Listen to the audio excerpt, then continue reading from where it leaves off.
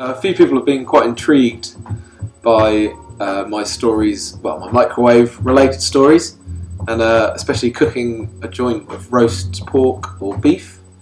So I thought I'd just sort of show you guys how arduous it is, and the the amount of thought and detail you have to put into doing this kind of thing with a microwave.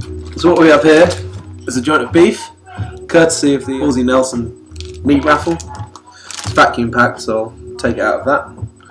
Show you what to do next.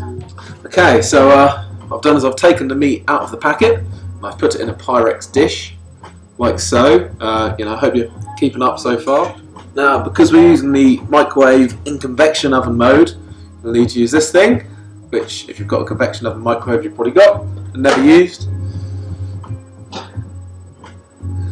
Put that in the microwave. Now, the pork in the tray you've got to place in the microwave, but you've got to be careful you put it beef. This is beef. Put it the right way up, and then we close the door. Right, now here's the really tricky bit. This is where it gets a bit technical. What we've got to do is the button which says auto cook, where it says roast beef. Press that, and then you've got to enter the weight of the beef. So bit of maths here. I'm going to guess. I reckon it's 500 grams. I'm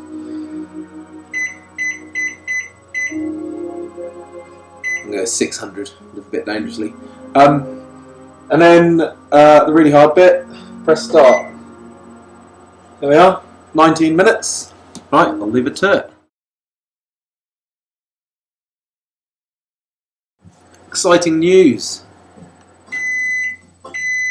We're done. Let's have a look. Now, although it's a microwave and obviously witchcraft, it will still be hot, so I'm going to use a tea towel.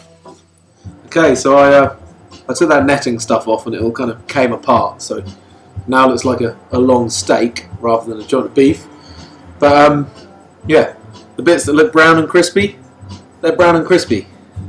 The bit that looks rare and juicy, it's rare and juicy. So, should be pretty delicious. I don't know how well you can see it, but aside from the horrible netting which this cheap beef comes in, there is a joint of beef. I'll get a better picture in a second.